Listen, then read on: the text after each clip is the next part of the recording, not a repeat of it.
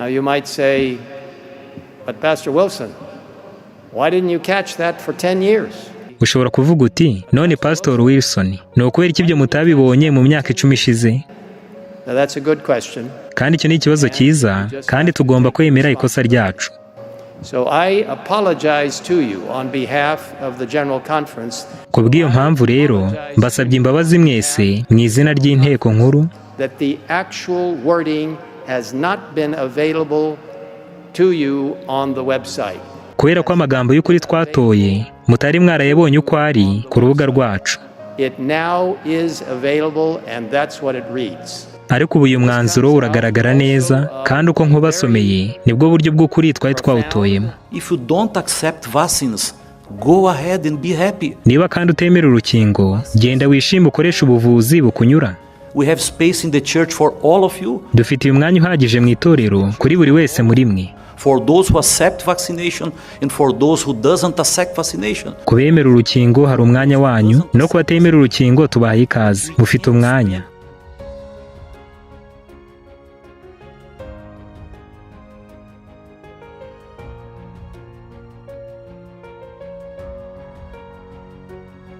Turabasuhuje mu izina ryiza ry'Umwami n'Umucunguzi wacu Yesu Kristo. Ubuntu n'amahoro biva ku Mana bibane namwe mwese. Muri uyu mwanya tugiye kubagezaho amakuru make y'ingenzi yerekeranye n'ibiri kubera mu nteko nkuru rusange y'Abadiventiste b'umunsi wa karindwi iri gutorerwamo abayobozi bashya bazayoborera itorero mu gihe cy'imyaka 5 iri imbere. Mwamaze kubimenya mwese ko umuyobozi mushya w'inteko nkuru ubu yamaze gutorwa, Pastor Elton Kola, kandi we kimwe n'undi wese tumwifurije amahirwe masa ndetse n'umugisha w'Imana muri izi nshingano. Ariko iki si cyo nifuza ko turebaho uyu mwanya, ahubwo ndagira ngo turebere hamwe ikintu gikomeje gutangaza abantu benshi cyane bari gukurikira iyi nama y'inteko nkuru iri ku ngubu. Icyo kintu ni imbabazi zasabwe n'umuyobozi wa General Conference ubu uri kurangiza imirimo ye, Pastor Teddy Wilson, ubwo yavugaga ku mwanzuro w'uruhande ubuyobozi bw'itorero ry'Abadiventiste b'umunsi wa karindwi bwari bwarafashe ku kibazo cy'inkingo, kuko mwese mubizi ko iki ari ikibazo cyatandukanyije cyane abantu, by'umwihariko mu itorero ry'Abadiventiste b'umunsi wa karindwi. Uko kudahuza hagati y'abantu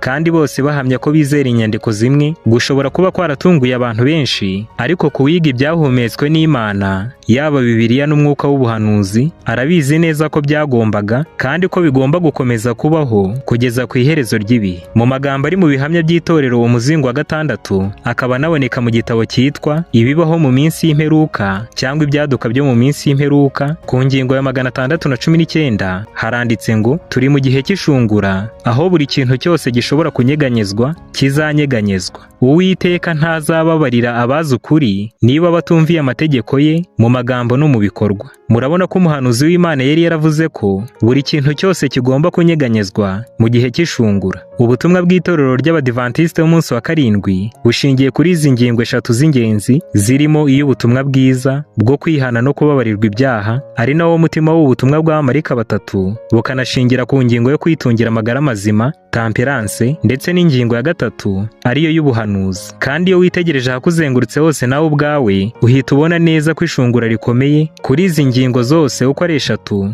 riri kubaho kandi rikarema impande zitandukanye nk'uko byari byarahanuwe. Ntawahakana rero ko n'ishungura rikomeye kandi n'ubu rigikomeje ryabonetse ku ngingo y'ubuzima no kwitungira amagara mazima, cyane cyane mu gihe cy'icyorezo cya COVID-19, kandi naryo ryasize rikoze imigabane itandukanye mu isi, by'umwihariko no mu itorero ry'Abadiventiste b'umunsi wa karindwi. Tugarutse kuri izi mbabazi, Pastor Teddy Wilson yasabye Abadiventiste b'umunsi wa karindwi bo ku isi yose, nk'uko tugiye no kuzireba mu magambo ye bwite abivuga, zishingiye ku kuvuguruza umwanzuro iri torero ryari ryaratoye mu mwaka wa 2015 werekeranye n'ikibazo cy'inkingo, ari nawo mwanzuro wakoreshejwe cyane kandi ukanagenderwaho n'ibigo, n'ibitaro, n'amashuri, na za kaminuza ndetse n'insengero z'Abadiventiste b'umunsi wa karindwi mu gihe cya COVID-19, aho uyu mwanzuro wahatiraga abizera bose kwikingiza hatitawe ku mahitamo y'umutimanama wabo, aho bari bavuze ko utari gukurikiza uwo mwanzuro itorero ry'Abadiventiste b'umunsi wa karindwi ryari ryarashyize hanze, bene uwo ari umwaka, akaba ari umuntu urwanya inzego z'ubuyobozi bwa leta, ngo akaba ari n'umuntu urwanya itorero ry'Imana, akaba umuhezanguni n'andi mazina menshi atandukanye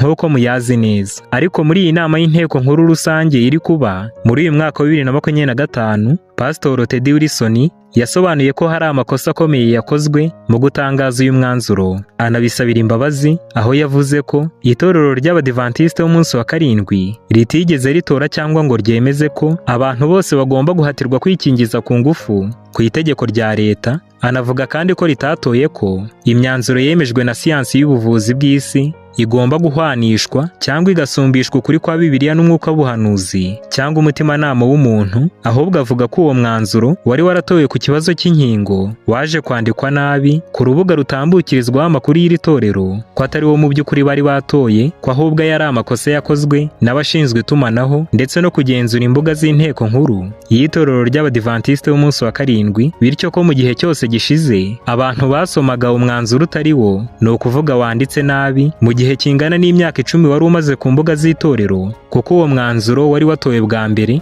kandi unatangazwa mu kwezi kwa kane kwa 2015, ari nawo waje kugenderwaho cyane mu gihe cya COVID-19. Ariko ngo ayo makosa Pastor Ted Wilson avuga ko yari yakozwe mu kuwushyira ahagaragara ku mbuga nkoranyambaga aza gukosorwa ku itariki 4 z'ukwezi kwa karindwi muri 2025, hashize imyaka 10 uwo mwanzuro utangajwe bwa mbere kandi wanditswe ku mbuga z'itorero. Mu bagiye bakurikirana ibyigisho byatambutse hano, hari icyigisho cyihariye cyavugaga kuri uyu mwanzuro ndetse n'uburyo abayobozi b'itorero ry'Abadiventiste b'umunsi wa karindwi bemeje ko wo hamwe n'ikibazo cyo kwikingiza muri rusange bitakongera kuvugwaho mu nama y'inteko nkuru rusange yari yabaye mu mwaka wa 2022. Uyu mwanzuro bari banze kuvugwaho icyo gihe ni wo bwa nyuma na nyuma Pastor Ted Wilson yaje gusabira imbabazi muri iyi nama y'inteko nkuru iri ku ubu ngubu. Mureke tubanze twibukiranye inshamake y'uwo mwanzuro wa mbere nuko wavugaga utarahindurwa, hanyuma turebe uko wakosowe n'icyatumye Ted Wilson awusabira imbabazi. Iyo urebye ku rubuga rw'itorero ry'Abadiventiste b'umunsi wa karindwi rushinzwe gusohora amatangazo y'itorero, ubwo aha n'imbere y'uko bawuhindura, uyu mwanzuro kuri kino kibazo waravugaga ngo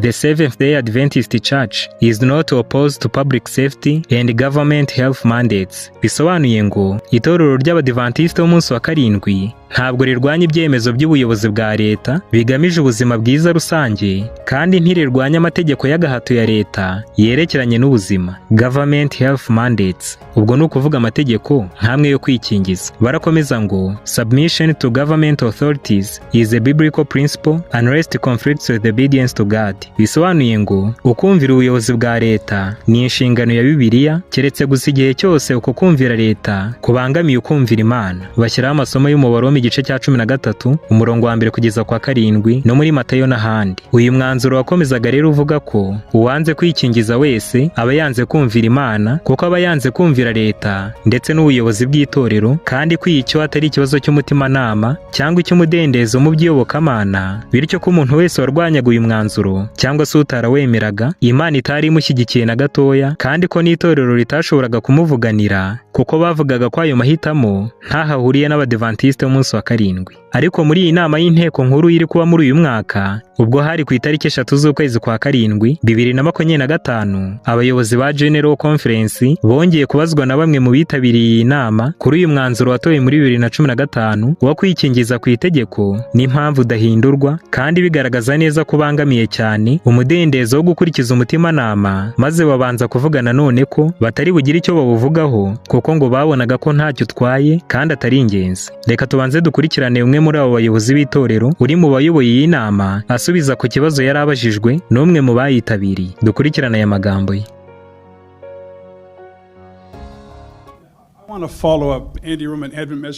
Nitwa Andy Roman, nkorera ikinyamakuru cyitwa Advent Messenger. Ndashaka kugaruka ku kibazo cyavuzweho mu kanya. Ni ku kibazo cy'umwanzuro n'ubu mutarahindura utegeka abantu bose kwikingiza. And I'm just wondering, how can we move away from people who have real concerns about something that shut down the world? Ni gute twakwirengagiza ikibazo giteje impungenge zigaragara abantu benshi cyerekeranye n'ikibazo cyatumye isi yose ifungwa, shut down our churches, shut down evangelism, n'amatorero yacu agafungwa, n'ivugabutumwa rigahagarikwa, affected a lot of people, hurt a lot of people financially, kikagira ingaruka ku bantu benshi, kikanateza ingorane abantu benshi mu byerekeranye n'ubukungu n'izindi mfuruka z'ubuzima. How can we not just call that all just a conspiracy theory and maybe ni ukubera iki ibyo twabyita amakuru y'ibihuha ntitubihe icyerekezo kizima kandi ngo tubiganireho we want to avoid agendas kugira ngo twirinde gusubira muri gahunda ndetse n'ibisa n'umutego twaguyemo mu gihe gishize kuko ndababwiza ukuri ibi ntaho byenda kujya bitarabonerwa umwanzuro muzima. None niba dushaka ubumwe mu bizera and how can we have a ni gute twabugeraho tutarakemura ibibazo? Urakoze cyane ku bibazo byiza ubajije kandi ku cyambere ndakubwira yuko itorero ryatoye yuko icyo kibazo cyaganirwaho cyangwa kitaganirwaho maze umwanzuro ugaragaza yuko iki atari ikibazo cyo kuganirwaho kandi uko ni ku itorero rikora. Ikindi cya kabiri cyabazaga ngo mbese twajya mbere gute tutarakemura ibyo bibazo? Umwanzuro watangajwe n'itorero ugaragara neza kandi ugomba gukurikizwa kuko uba waratowe kandi ukemezwa mu buryo bunyuze mu mucyo. Ni ngombwa rero yuko twubahiriza imyanzuro yose yatowe kandi ikemezwa n'itorero. Urwo ni rwo ruhande duhagazeho no ku kibazo cyo kwikingiza.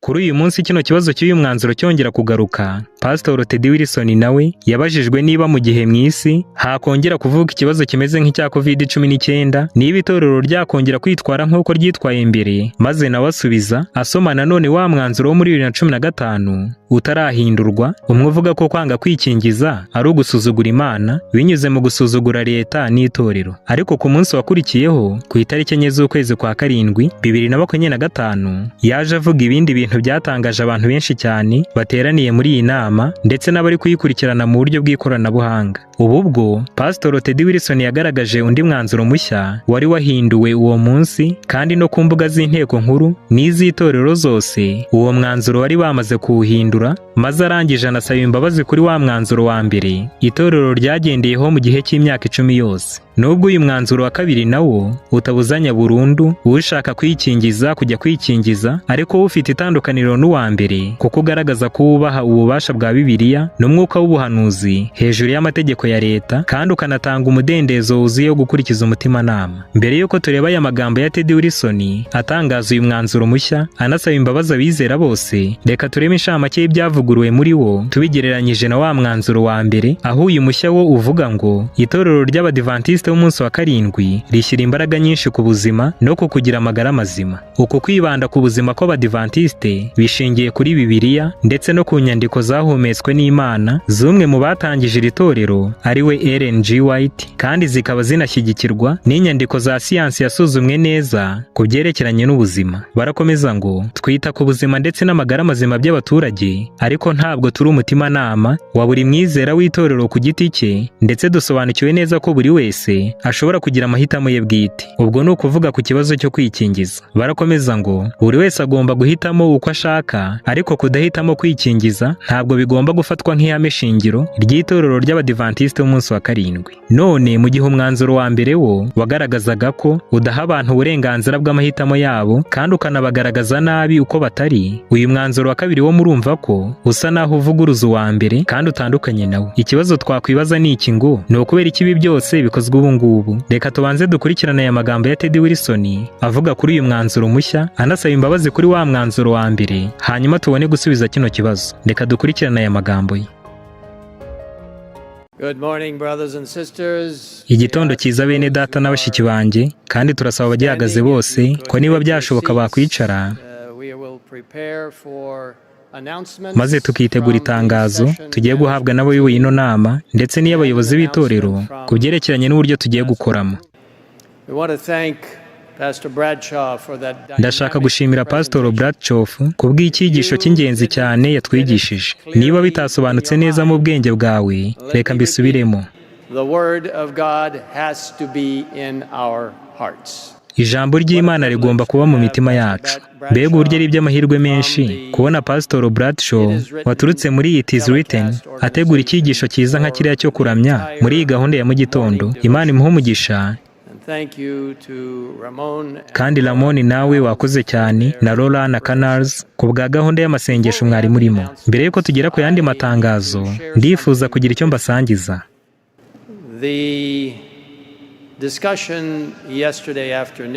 Ikiganiro twagiranye ejo ku gicamunsi cyashyize ahagaragara ikosa ryakozwe ryatumye abantu batandukana.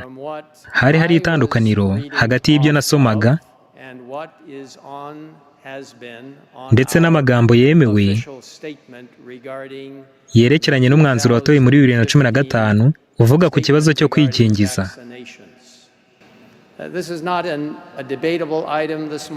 Iyo ntabwo ari ingingo y'impaka tugiye kuganiraho muri kino gitondo, kandi kino si igihe cyo kongera kuyivugaho, ahubwo ni igihe cyo kuyisobanura neza ikajya mu mwanya wayo. Nyuma y'ikiganiro ndetse no guhabwa amakuru ahagije,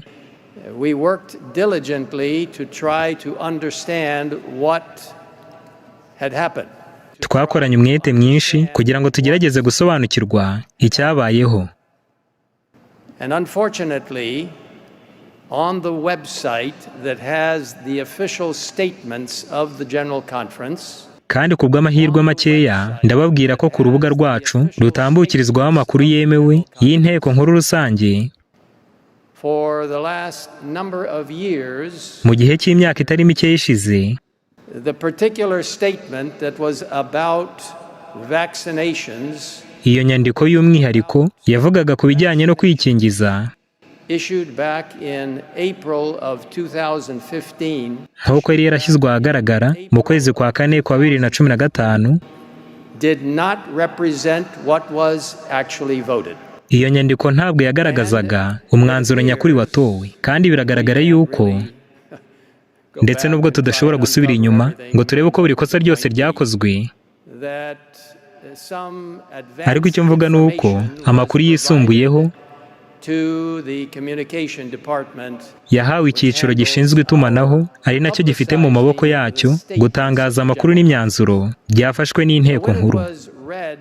Igihe rero ayo magambo twayasomaga, tuyasomewe n'umwe mu bari hano, aho uwo mwanzuro wavugaga yuko dushingira uruhande rwacu rw'aho duhagaze ku kibazo cy'ubuzima ku myanzuro yemejwe na siyanse, aho kuba kuri Bibiliya n'umwuka w'ubuhanuzi, nasanze bidahuye neza n'umwanzuro mfite hano nahawe n'umunyamabanga w'itorero, ari nawo mwanzuro nyakuri wari watowe muri 2015.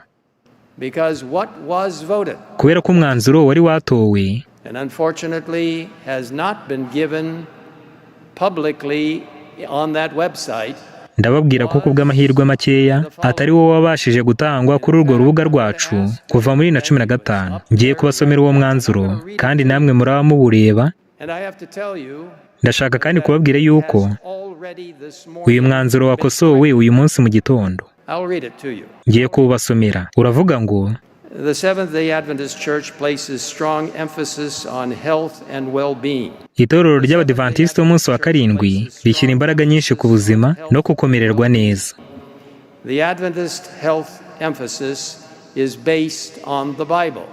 Icyiciro cy'ubuzima bw'Abadivantisiti gishingiye kuri Bibiliya, the inspired writings of church co-founder Ellen G. White, no ku nyandiko zahumetswe z'umwe mu batangije iri torero ari we Ellen G. White, kandi ibyo binashyigikiwe n'amakuru y'inyandiko za siyanse yasuzumwe neza.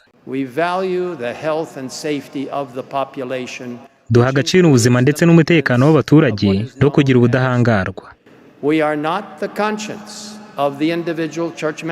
Ntabwo turi umutimanama wa buri mwizera w'itorero ku giti cye, kandi twemera amahitamo ya buri wese ku giti cye.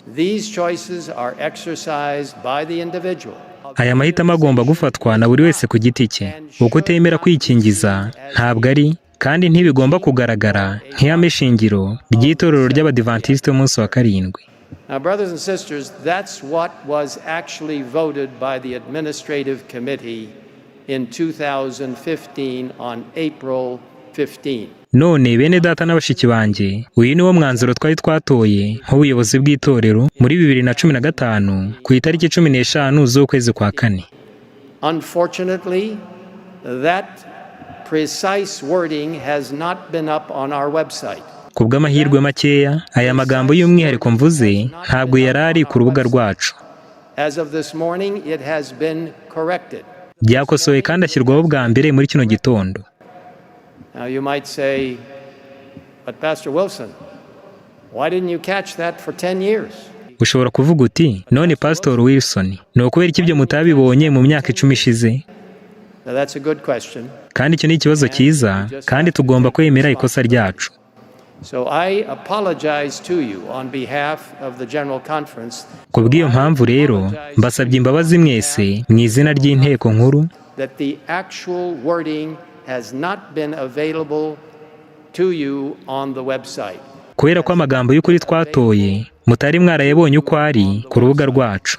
It now is available and that's what it reads. Ariko ubu uyu mwanzuro uragaragara neza kandi uko nkubasomeye nibwo buryo bw'ukuri twari twawutoyemo. Ibi kandi biraza kuzana ikiganiro kigari Very important ndetse n'ibitekerezo byinshi by'ingenzi biturutse mu bantu byerekana uruhande ibyiciro byacu by'ubuzima bihagazeho ku mahame atandukanye yerekeranye n'ukwizera kwacu, that strongly kandi ayo mahame akaba ashimangira cyane the Bible and the spirit of prophecy. ibyanditswe muri Bibiliya n'umwuka w'ubuhanuzi. None bene data na bashiki banjye ndiringira yuko nta n'umwe aho ariho hose kandi ku isi yose Will bring up again uzongera kugarura iyi ngingo ivuga yuko that the Seventh-day Adventist Church does not itorero ry'Abadivantisite b'umunsi wa karindwi ridashyira Bibiliya n'umwuka w'ubuhanuzi ku rwego rwo hejuru cyane rushoboka rw'ububasha busumba byose.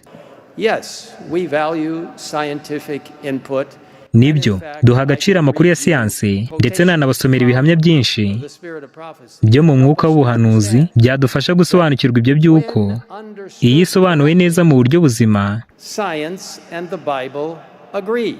siyansi na Bibiliya birahuza, ariko nta na rimwe dufata amakuru ya siyansi ngo tuyashyire hejuru Or even cyangwa ngo tuyahwanye na Bibiliya n'umwuka w'ubuhanuzi. I thank you for your attention. Ndabashimiye kuba mubyitayeho kandi Imana ibahe umugisha.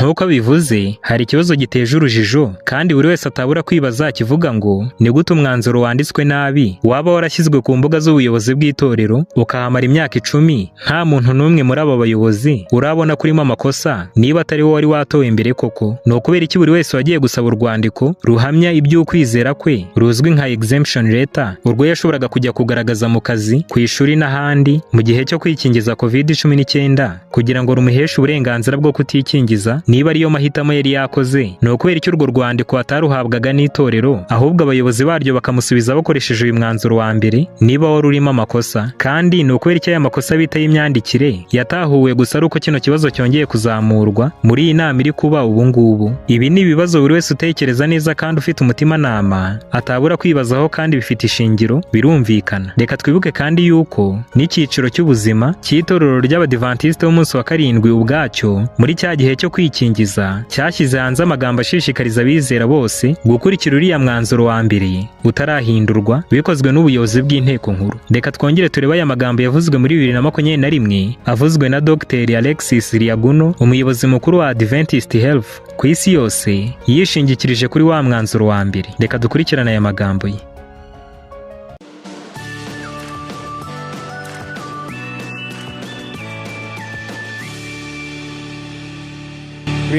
turabasuhuje cyane mwese. Ni amahirwe y'igiciro cyane kubasuhuza mwebwe abadukurikira kuri televiziyo ndetse na radiyo n'irindi koranabuhanga ryose mubasha kudukurikiriraho. Kandi ni iby'igiciro kubamenyesha ni uwuhe mwanzuro w'itorero kuri iki kibazo cy'inkingo za COVID-19. Turashaka kubabwira umwanzuro n'uruhande rw'itorero bitewe n'uko itorero rishaka kubafasha. By'umwihariko ni ingenzi cyane muri iki gihe cy'icyorezo. None inyandiko itorero ryasohoye iravuga ngo turimo turashishikariza abantu.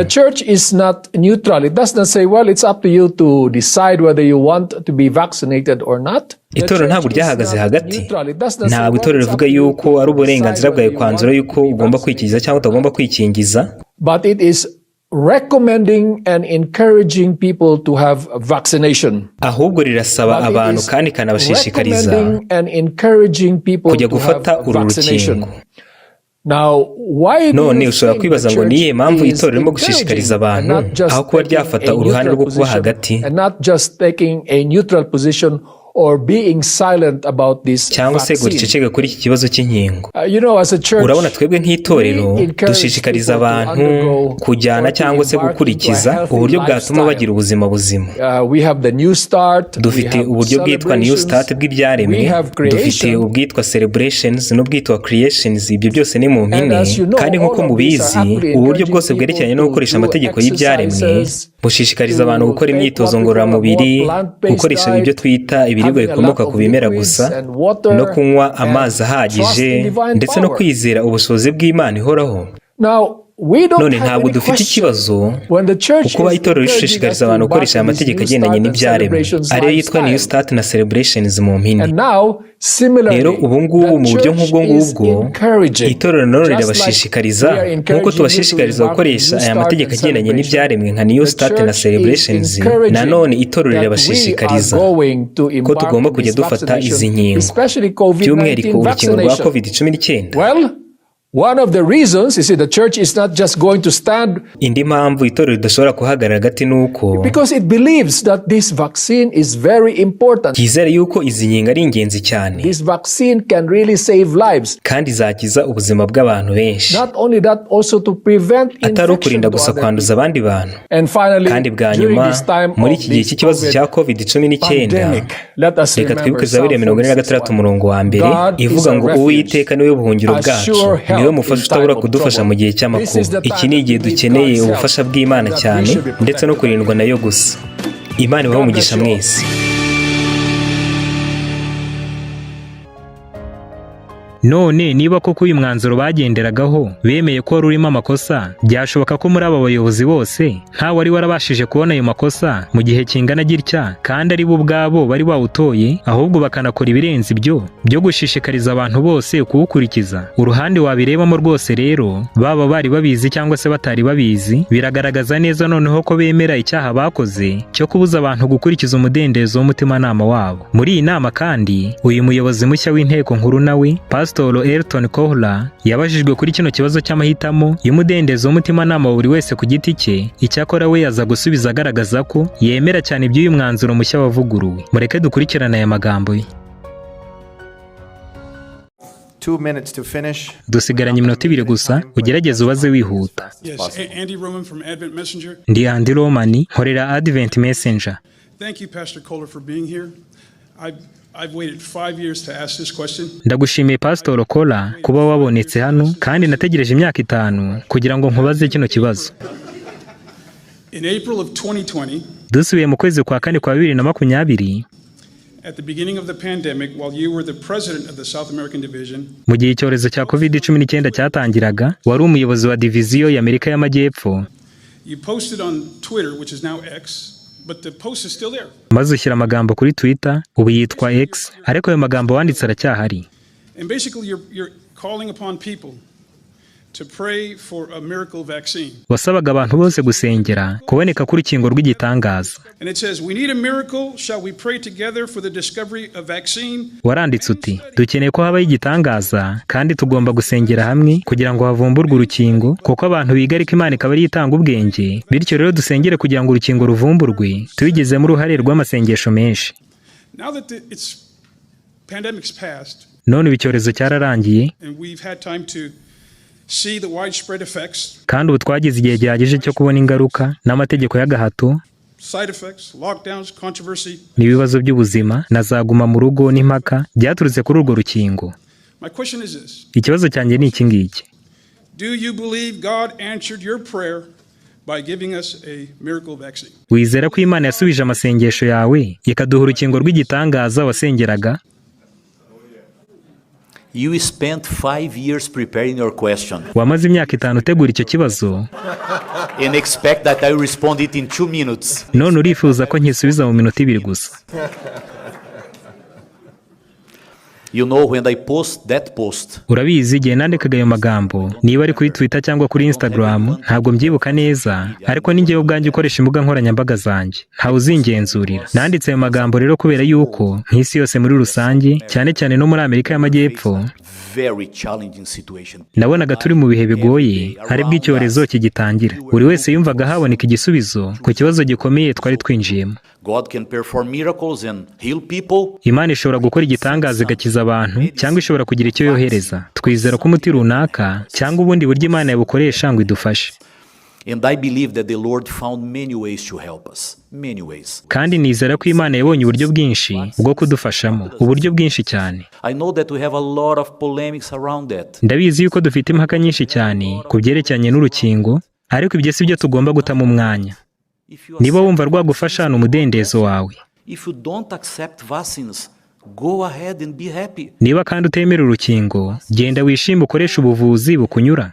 We have space in the church for all of you. Dufite umwanya uhagije mu itorero kuri buri wese muri mwe. For those who accept vaccination and for those who doesn't accept vaccination. Kubemera urukingo hari umwanya wanyu, no kubatemera urukingo tubahaye ikaze. Mufite umwanya, ariko ntitugomba kumara igihe cyacu cy'agaciro muri izo mpaka nk'izo. I believe that we need to trust in the Lord. Nizera yuko dukwiye kwiringira Imana kandi tukayisenga, ndetse buri wese zamukorera ikimubereye cyiza, yaba kumuha umuti cyangwa kumwigisha amahame y'ubuzima, Or performing miracles in some cases. ndetse ishobora no gukora igitangaza nyagitangaza cyo kumukiza. Ubwo rero duha amahitamo buri wese ngo akurikize umutimanama we, kandi kitanyuranye na Bibiliya nicyo gusa twemererwa.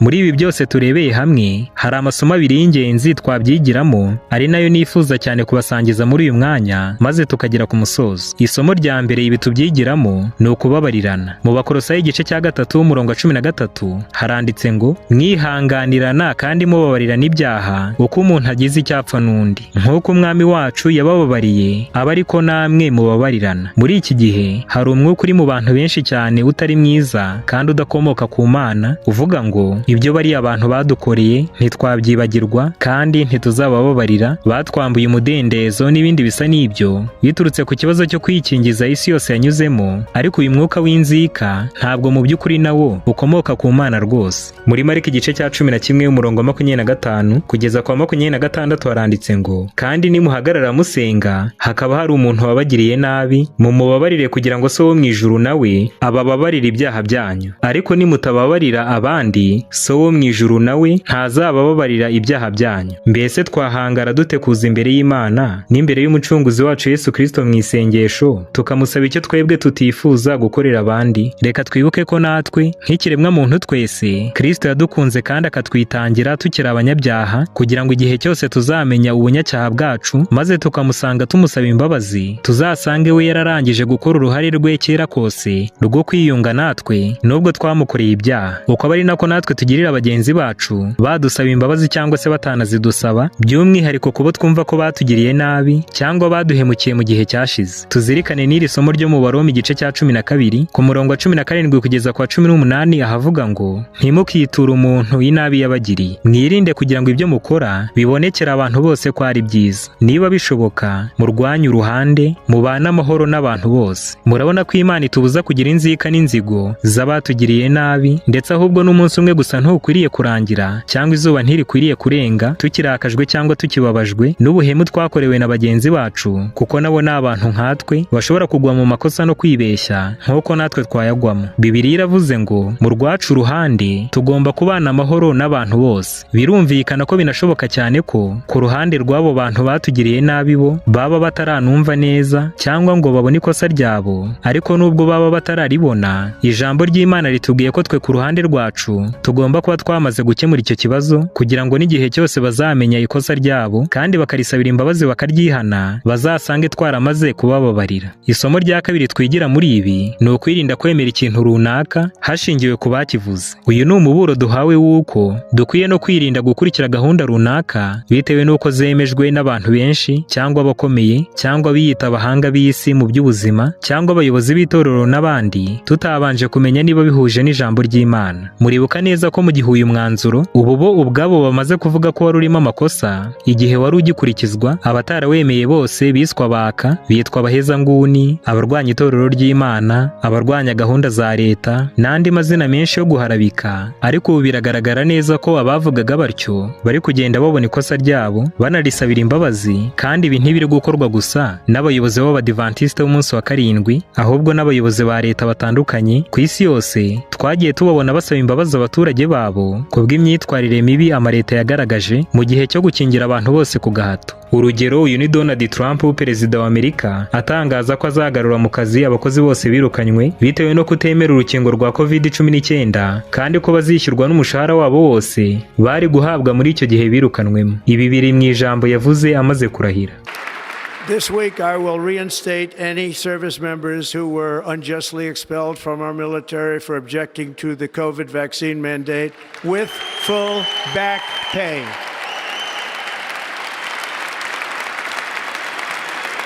Si ibyo gusa, kuko ubu inkingo hafi ya zose za COVID-19 zamaze gukurwa ku masoko, zibuzwa kongera guterwa abantu, kuko ibigo bitandukanye byakomeje kugaragaza ko zagiye zigira ingaruka mbi nyinshi ku bantu, n'abaganga benshi babigizemo uruhare bagiye bahabwa imbabazi n'ubudahangarwa bwo kutazakurikiranwa mu nkiko, hamwe n'ibindi byinshi bitandukanye byerekana neza ihame ry'uko uruhande ruriho abantu benshi nta na rimwe rwigeze ruba ruri mu kuri. Birashoboka cyane kandi ko uko kuvuguruza iyi myanzuro y'agahato yagaragaragamo umwuka umeze nk'uwa Satani, bikozwe n'abayobozi b'amaleta ndetse n'ab'amadini n'amatorero atandukanye, byaba bidaturutse ku kwihana nyakuri, ahubwo ari ibigambiriye guturisha imitima y'abantu no kubizeza amahoro n'umutekano bidahari, no kugira ngo bagarurire icyizere batakarijwe, kugira ngo ikibazo nk'iki nicyongera kuboneka mu isi benshi bazongere gutungurwa nk'uko byagenze mbere. Bityo rero, nubwo tugomba kubabarira bose kandi tubikuye ku mutima, ntitugomba na rimwe kwiringira umwana w'umuntu cyangwa kwizera ko tuzarindwa n'imyanzuro cyangwa amategeko yatowe n'itorero cyangwa ya leta, kuko mu gihe cy'akaga bashobora kongera kwivuguruza rwose nk'uko ubutumwa bwaturutse ku Uwiteka buvuga. Tugomba kwiringira icyo ijambo ry'Imana ryavuze gusa. Umuhanuzi w'Uwiteka yavuze neza ko imico nyakuri y'umuntu idapimirwa ku byo avuga cyangwa ku byo akora mu gihe cy'amahoro, ahubwo ko igomba gupimirwa gusa ku byo akora mu gihe cy'akaga n'ingorane. Umuhanuzi w'Imana yaranditse ngo mu gihe cy'akaga nibwo imico nyakuri y'umuntu yihishurwa. Ubwo rero imyitwarire nyakuri igaragazwa mu gihe cy'akaga, icy'ingorane cyangwa icy'ibigeragezo, niyo yerekana neza ikintu nyakuri kiri mu mutima w'uwo muntu.